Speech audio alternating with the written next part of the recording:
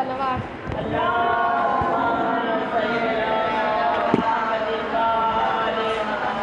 فاتحہ۔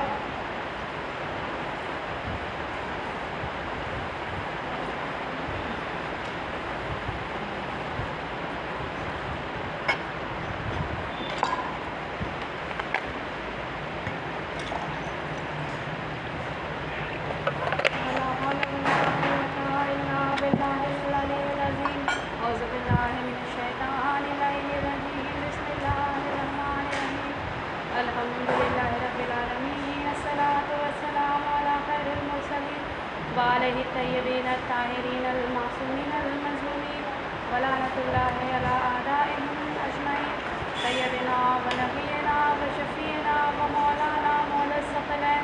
جد الحسن والحسین ابو القاسم محمد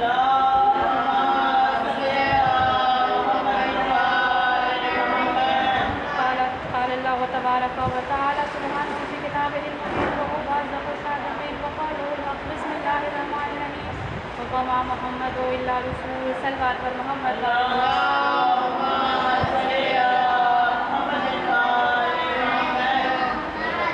سب سے پہلے تمام تعریفیں، تمام حمد و ثنا اس خدا کے لیے، اس معبود برحق کے لیے جو عالمین کا رب ہے،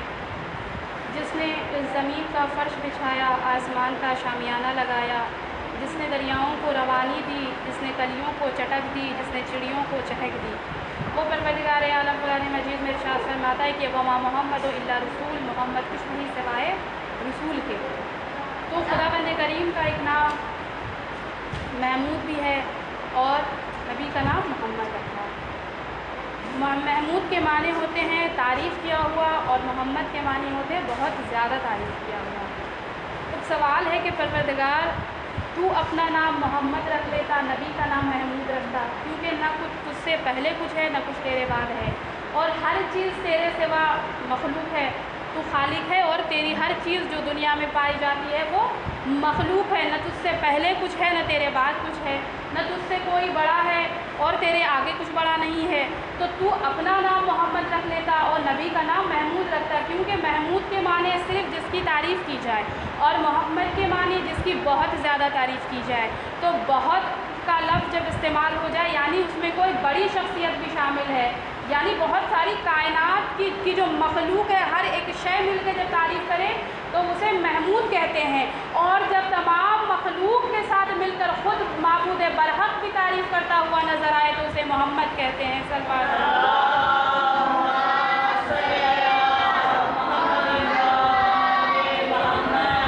اور اس کے جواب میں پھر خدا بند کریم آگے فرماتا ہے کہ لولا لما خلقت الافلاق، پروردگار کہہ رہا ہے میرے حبیب اگر مجھے آپ کو خلق نہیں کرنا ہوتا تو میں اس زمین اور آسمان کو خلق نہیں کرتا۔ ہم نے آپ کی محبت میں، ہم نے آپ کے لیے اس زمین و آسمان کو خلق کیا ہے۔ تو آگے خدا فرما رہا ہے کہ محمد کچھ نہیں سوائے رسول کے، یعنی محمد کا ہر ایک پہلو رسول یعنی نبوت کی طرف اللہ اشارہ کر رہا ہے۔ تو سوال ہے کہ خدا نبی صرف نبی تو نہیں ہے، نبی کو کسی کا بابا بھی تو بنایا ہے، کسی کا شوہر بھی بنایا ہے، کسی کا بھائی بھی بنایا ہے، کسی کا نانا بھی بنایا ہے، کسی کا چچا بھی بنایا ہے، صرف نبی تو نہیں بنایا، اس کے آگے رشتے بھی اللہ نے دیے ہیں کہ بیٹیاں بھی دی ہیں، زوجہ بھی دیا ہے، بھائی بھی دیے ہیں، چچا بھی دیا ہے، نواسے بھی دیے ہیں۔ تو ان رشتوں کا کیا ہے پروردگار، کیونکہ خدا خود کہہ رہا ہے کچھ نہیں سوائے رسول کے، یعنی وہ رسول ہے، اگر وہ سو رہا ہے تو بھی نبی ہے، اگر جاگ رہا ہے تو بھی نبی ہے، اگر کھا رہا ہے تو بھی نبی ہے، اگر گفتگو کر رہا ہے تو بھی نبی ہے، اگر خاموش ہے تو بھی نبی ہے۔ تو پھر اس کا کیا مطلب، کو کیا وجہ ہے پروردگار کہ تو نے ان رشتوں میں کیوں رکھا؟ تو پروردگار عالم یہ آواز دے گا کہ دیکھو جب نبوت، جب نبی کسی کی تعظیم کے لیے اٹھ کھڑا ہو جائے تو یہ کبھی نہیں سوچنا کہ ایک باپ بیٹی کی محبت میں کھڑا ہو رہا ہے، بلکہ ہمیشہ اس نظر سے دیکھو کہ رسالت جزء رسالت کے احترام میں کھڑی ہو رہی ہے۔ جب تم سوا لاکھ کے مجمع میں ہاتھوں پہ بلند علی کو دیکھو تو یہ کبھی مت کہنا کہ بھائی بھائی کی محبت میں بھائی کو بلند کر رہا ہے، بلکہ ہمیشہ اس نظریے سے دیکھو کہ نبوت نے اپنے ہاتھوں پر امامت کو بلند کر رکھا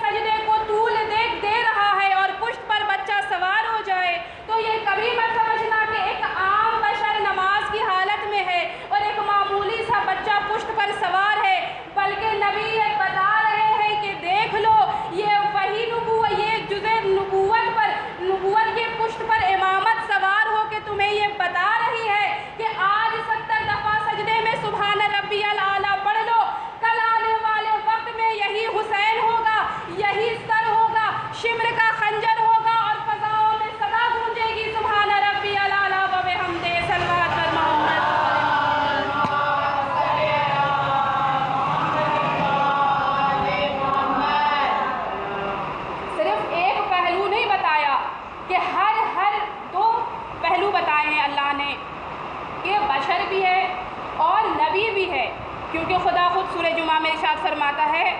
کہ اللہ نے ان میں سے ہی نبی کو بھیجا ہے جو ان میں سے ہے. نبی ان لوگوں کے درمیان جو نبی بھیجا ہے وہ انہی میں سے ہے. یعنی وہاں سارے لوگ تو نبوت میں فائز نہیں تھے، سارے معصوم تو نہیں تھے، سارے انسان ہی تھے. تو اللہ یہ بتانا چاہ رہا ہے کہ نبی تمہاری طرح جب ظاہری طور پر جب تمہیں نظر آئے تو یہ نہیں سمجھو کہ وہ تمہاری طرح ایک عام انسان ہے، بلکہ اسے روحانیت بصیرت کی نگاہ سے دیکھو. اس کے بعد خدا بند کریم ارشاد فرماتا ہے کہ آپ انک لعلی خلق عظیم، بے شک آپ اخلاق کے عظیم درجے پر فائز ہیں. اے میرے حبیب آپ اخلاق کے عظیم درجے پر فائز ہیں. یہ اخلاق حسنہ یہ بہت بڑی چیز ہے جسے اللہ بار بار معصومین تاکید کرتے ہیں اخلاق حسنہ کے بارے میں. اور اللہ نے یہ جو آیت نازل کی یہ اس مقام پر نازل کی کہ حضرت علیہ السلام ارشاد فرماتے ہیں کہ ایک مقام پر ہم لوگ بیٹھے تھے اور گفتگو ہو رہی تھی کہ میں نے یہ دیکھا کہ ایک عیسائی شخص تھا، وہ نبی کے پاس آیا اور آنے کے بعد اس نے نبی سے کہا کہ یا نبی اللہ آپ نے جو ہم سے قرض لیا ہے وہ مجھے لوٹا دیجیے، آپ کب مجھے اپنا قرض دے رہے ہیں؟ تو نبی نے کہا کہ دیکھو قرض جو ہے وہ دو طرح کے ہوتے ہیں، ایک جس کا وقت معین ہو اور ایک جس کا وقت معین نہیں کیا جاتا. تو نبی نے کہا کہ کوئی معینہ وقت تو تھا نہیں، ہم نے تم سے کہا تھا کہ ہم تمہیں دے دیں گے، جب میرے پاس ہوگا ہم تمہیں دیں گے. تو وہ شخص کہتا ہے کہ نہیں مجھے ابھی چاہیے، میں کتنی بار آپ سے طلب کر چکا ہوں لیکن آپ ہمیشہ کہتے ہیں کہ جب ہوگا تب دیں گے، لیکن مجھے ابھی چاہیے. تو وہ جو نبی کے جو ساتھ میں لوگ تھے، جو نبی کے صحابی لوگ تھے، وہ کہتے ہیں یا نبی اللہ ایسا کرتا ہوں کہ میں انہیں ڈرا کر کے بھگا دیتا ہوں. تو نبی کہتے ہیں کہ دیکھو ایسا نہیں کرو، وہ حق رکھتا ہے، اس کا میں قرض دار ہوں، اس کا وہ حق رکھتا ہے، تم کیسے ممکن ہے کہ تم اسے ڈرا کر بھگا دو یہاں سے، اسے رہنے دو. تو وہ کہتا ہے کہ میں جب تک آپ مجھے قرض دیں گے نہیں میں یہاں سے جاؤں گا نہیں، چاہے جتنا بھی وقت گزر جائے میں یہیں پہ رہوں گا. تو نبی کہتے ہیں ٹھیک ہے، جیسے سب بیٹھے تم بھی بیٹھ جاؤ، تم بھی رہو، تم دیکھ سکتے ہو ساری حالات جو ہیں ہمارے، میں تمہیں کہاں سے کیسے قرض دے سکتا ہوں. تو وہ کہتا ہے کہ میں قرض لیے بنا جا ہی نہیں سکتا، مجھے لے کر ہی جانا ہے، اب آپ چاہے جب مجھے دیں میں یہیں پر آپ کے ساتھ رہوں گا. تو کہتے ہیں ٹھیک ہے، یہاں تک کہ نماز کا وقت ہو گیا، نماز پڑھی، پھر دوسرا وقت ہوا، پھر سے نماز پڑھی، یہاں تک کہ دوسرا دن گزر گیا. اس کے ساتھ اب جو ان کے ساتھ نبی کے ساتھ جو لوگ تھے تو وہ کہتے ہیں یا نبی اللہ اب برداشت سے بہت باہر ہو رہا ہے، اس کی وجہ سے ہم بھی ڈسٹرب ہو رہے ہیں، تو ہم انہیں بھگا دیتے ہیں یہاں سے ڈرا دھمکا کر کے. تو نبی کہتے ہیں کہ دیکھو خدا نے مجھے نبی اس لیے نہیں بنایا ہے کہ میں ان کے اوپر اپنا رعب اور دبدبا قائم کروں، میں ان کے اوپر اپنا زور آزماؤں، میں انہیں ڈراؤں دھمکاؤں، بلکہ اللہ نے مجھے رحمت للعالمین کا لقب دیا ہے، رحمت للعالمین بنایا ہے. نبی خدا کا سب سے بڑا جو لقب ہے، سب سے بڑا جو نام ہے وہ رحمت للعالمین ہے، عالمین کے لیے رحمت بنا کر بھیجا ہے. اور مولا علی کا سب سے بڑا جو لقب ہے وہ امیر المومنین. ایک مرتبہ امام جعفر صادق علیہ السلام کو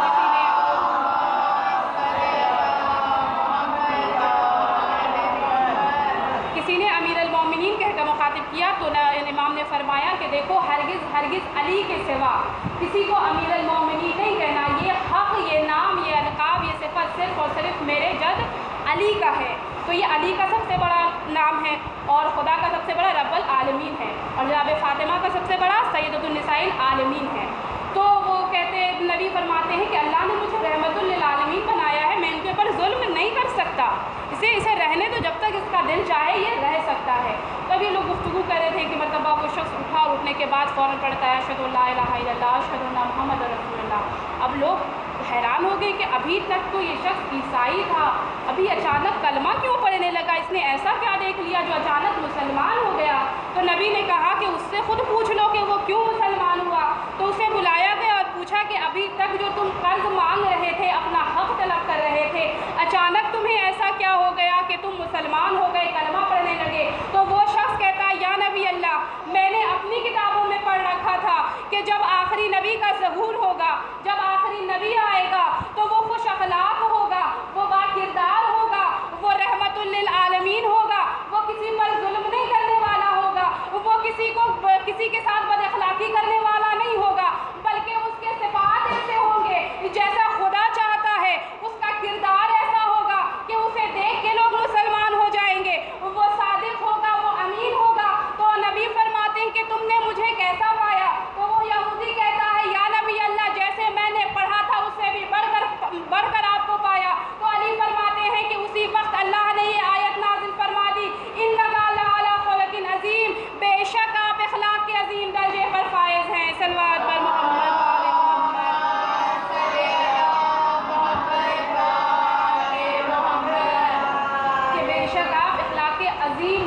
خصائص ہے، ایسا اخلاق، ایسا کردار نبی کا تھا، ایسے صادق نبی تھے کہ دشمنی تھی لیکن کبھی بھی نبی کو یہ نہیں کہا کہ نبی معاذ اللہ جھوٹ بولتے ہیں، خیانت کرتے، نہیں، وہ بھی امین اور صادق کہتے تھے۔ دشمن تھے لیکن اپنی امانتیں نبی کے پاس رکھا کرتے، کیونکہ انہیں بھروسہ تھا کہ دنیا ادھر کی ادھر ہو سکتی ہے لیکن نبی جو کہہ دیں وہ ادھر ادھر نہیں ہو سکتی ہے، کوئی بات ادھر سے ادھر نہیں پلٹ سکتی۔ پروردگار عالم کو اپنا حبیب اتنا پسند ہے، اتنا زیادہ اللہ نبی سے محبت کرتا ہے کہ اللہ نے پوری کائنات ان کی شان میں ان کے لیے خلق کر دی، ہر ایک چیز کو ان کے لیے بنایا۔ خدا خود کہہ رہا ہے کہ اگر ہمیں آپ کو نہیں خلق کرنا ہوتا تو میں زمین و آسمان کو خلق نہیں کرتا۔ اور پھر اللہ نے اپنے نبی کو شب معراج پر بلایا۔ جب معراج پر نبی کو بلایا تو اعتراض کرنے والے یہ کہتے ہیں کہ جب نبی بشر تھے، کیونکہ ایک لوگ یہ بھی کہتے ہیں کہ انہیں 40 سال کے بعد نبوت ملی، کیونکہ جب انہوں نے اعلان نبوت 40 سال کے بعد کیا، جبکہ نبی خلق ہوتا نبی ہے، پیدا ہونے کے بعد نبی نہیں بنتا، وہ وہاں سے خلق ہو کر کے آتا ہے نبی، وہ عالم وہاں سے بن کر آتا ہے، اللہ انہیں علم دیتا ہے، کیونکہ خدا خود فرما رہا ہے کہ ہم نے انسان بنائے، پھر قرآن کی تعلیم دی، پھر دنیا، پھر قوت گویائی عطا کی۔ کسے عطا کی؟ اللہ نے۔ پہلے تو پروسیس یہ ہوتا ہے کہ پہلے انسان خلق ہو، پھر اسے بولنا سکھایا جائے، پھر اسے تعلیم دی جائے، یہی پروسیس ہوتا ہے نا کہ ہمارے یہاں پہلے بچے پیدا ہوتے ہیں، پھر اسے بولنا سکھایا جاتا ہے، پھر اسے اسکول بھیجتے ہیں، لیکن خدا کیا کہہ رہا ہے کہ ہم نے انسان بنایا، قرآن کی تعلیم دی، پھر قوت گویائی عطا کی۔ پہلے کوئی انسان بنایا، پھر ہم نے اسے قرآن کی تعلیم دی، تو کسے قرآن کی تعلیم دی؟ یعنی پروردگار فرما رہا ہے کہ اس وقت بھی کوئی شخصیت موجود تھی جو اللہ کی حمد و ثنا کیا کرتی تھی۔ اب جو ہم سورہ حمد پڑھتے ہیں نا کہ بسم اللہ الرحمن الرحیم، جو سورہ حمد کے تمام تعریفیں اللہ کے لیے ہیں، اور ایاک نعبد و ایاک نستعین، ہم تیری عبادت کرتے ہیں اور تجھ سے ہی مدد چاہتے ہیں، تو قرآن کا ہر ایک لفظ، ہر ایک حرف خدا کا کلام ہے، اس بات میں کوئی شک تو نہیں، قرآن کلام الہی ہے۔ تو اب اس میں سوال یہ ہے کہ خدا کس کی عبادت کرتا ہے؟ کیونکہ اس کا ترجمہ یہی، ہم تیری عبادت کرتے ہیں، تجھ سے ہی مدد چاہتے ہیں، تو خدا کس کی عبادت کر رہا ہے اور کس سے مدد چاہتا ہے؟ تو خدا یہ بتانا چاہ رہا ہے کہ کلام بے شک کتاب میری ہے، کلام میرا نہیں ہے۔ کہا کیوں پروردگار؟ دنیا تو یہی جانتی ہے، ہمیں یہی تعلیم دیا گیا ہے کہ کتاب بھی تیری ہے، کلام بھی تیرا ہے، کام بھی تیرا ہے، پیغام بھی تیرا ہے۔ تو پروردگار عالم یہ بتانا چاہتا ہے کہ دیکھو، عالم ارواح سے بھی پہلے، عالم انوار سے بھی پہلے، عالم الست میں کچھ ایسی ہستیاں ہم نے خلق کر رکھی تھی کہ جو وہ اللہ کی تسبیح پڑھا کرتے تھے، اللہ کی تعریف کیا کرتے تھے، اللہ کو یہ ادا اتنی پسند آئی کہ خدا نے اسے اپنا کلام بنا کر اپنی کتاب میں نازل فرما دیا۔ صلوات بر محمد۔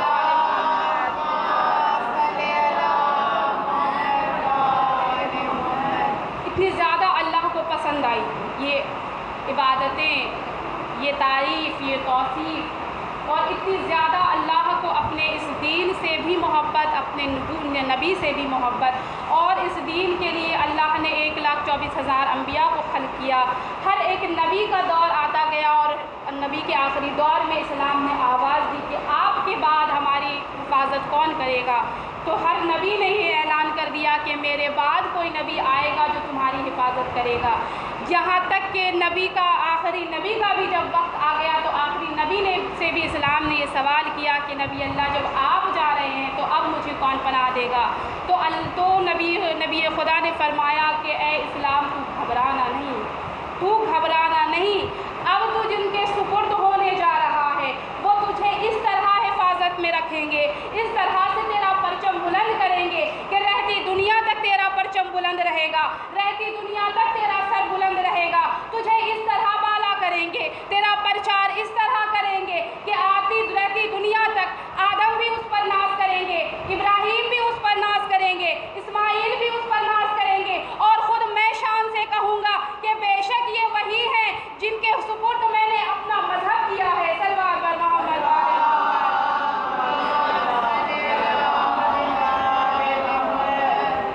اتنی زیادہ اسلام اللہ کا سب سے پسندیدہ دین اللہ نے اسے قرار دیا ہے، اور اللہ کے نبی نے اپنے بعد اس دین کو جو 12 اماموں کے حوالے کیا ہے اللہ نبی خدا نے، اور اور جب نبی خدا کا آخری وقت آیا، امام حسن اور امام حسین اور رسول خدا کی محبت بے مثال، بہت زیادہ نانا نواسے میں محبت تھی کہ جب وہ جانے لگے اتنی زیادہ محبت تھی کہ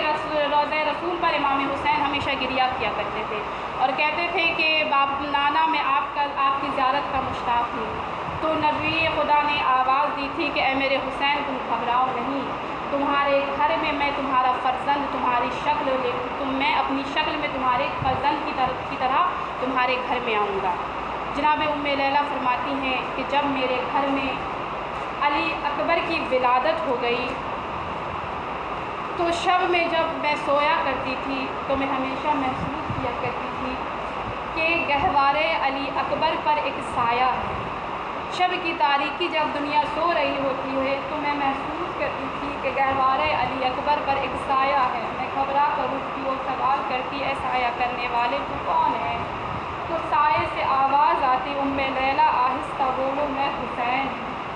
مجھے اکبر کو دیکھے بنا چین نہیں آتا، مجھے نیند نہیں آتی۔ اللہ جانے اس حسین جسے اکبر کے بنا ایک لمحہ سکون نہیں ہے، اس اکبر کو اللہ جانے حسین نے کس دل سے مرنے کی رضا دی ہوگی، کس دل سے علی اکبر کو اللہ حسین نے رخصت کیا ہوگا۔ سب سے بڑی مصیبت ایک باپ کے لیے یہ ہوتی ہے کہ وہ اپنے جوان بیٹے کو مرنے کی رضا دے دے۔ اللہ جانے جس حسین کو ایک لمحہ اکبر کے بنا چین نہیں تھا، اس حسین نے علی اکبر کے سینے سے زنا کیسے نکالی ہوگی۔ حبیبیوں جب شہادت